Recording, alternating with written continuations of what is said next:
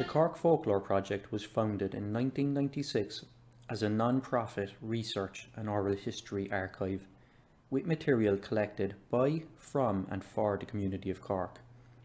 The heart of our work involves the documentation of everyday life from the past to the present. Collectors trained by the project enable the ancient art of storytelling to create a pathway towards a deeper understanding of ourselves as a people and as a changing society. From the most personal and intimate disclosure to the multiple experiences of national events, our project has been at the heart of ensuring the story of Cork is captured and preserved for current and future generations. It has been our privilege to archive for eternity historic moments which have rested in someone's memory, awaiting discovery. There was a chap, Sean O'Malley, he's still alive. He's a man, I think he's nearly 100 now. He's living in a little island. And Sean has come up to me for his echo every night. And he came over this Friday night and he said, "Johnny, guess who's in the slab over?" I'd have said everybody but the man that was there. He said, "Christy Ring." I couldn't believe it. He was at the day sitting over on North side. Now, the traffic, there was 2 lanes of traffic, and they were closed in by one another. I turned round after Sean got away, and I went to walk down the traffic. I was a bit caught in the chest because to us Ring appeared to be indestructible. And in walking down, the second car on my left was a state car, and sitting in the back seat was Jack Lynch. He was lying back in the seat like that. He had a load of papers on his lap, and he done that to me, called me, and he leant forward with his left hand and he wound down the window, and he had it half down, and I was standing outside the door, and I said, "Mr. Lynch, very sad news."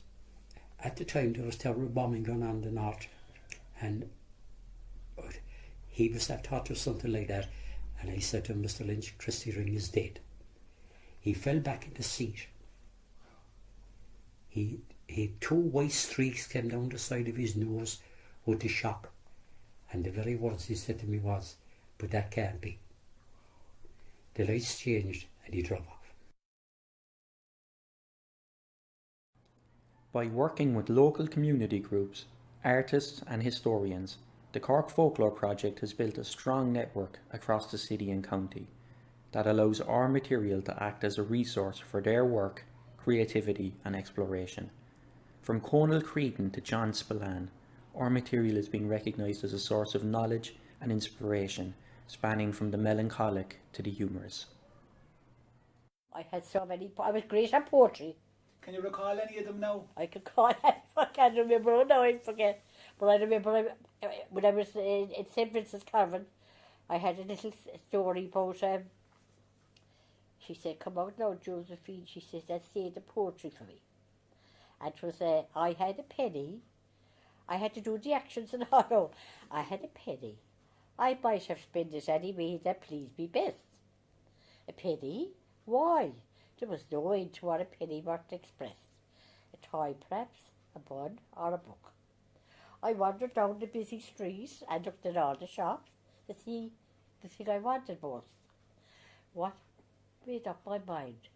The station and the slot machine, and all my soul cried shouted. I pressed the penny into the slot, pulled the handle, pulled it well, looked to see what I had got, and down the platform ticket fell. For over 2 decades, we have worked closely with the community of Cork in order to ensure they retain an ownership and involvement in the stories we document. Over 600 interviews recorded by the project's collectors bequeaths a precious resource to the people of Cork, amounting to almost 60,000 minutes of priceless memory, folklore and tradition.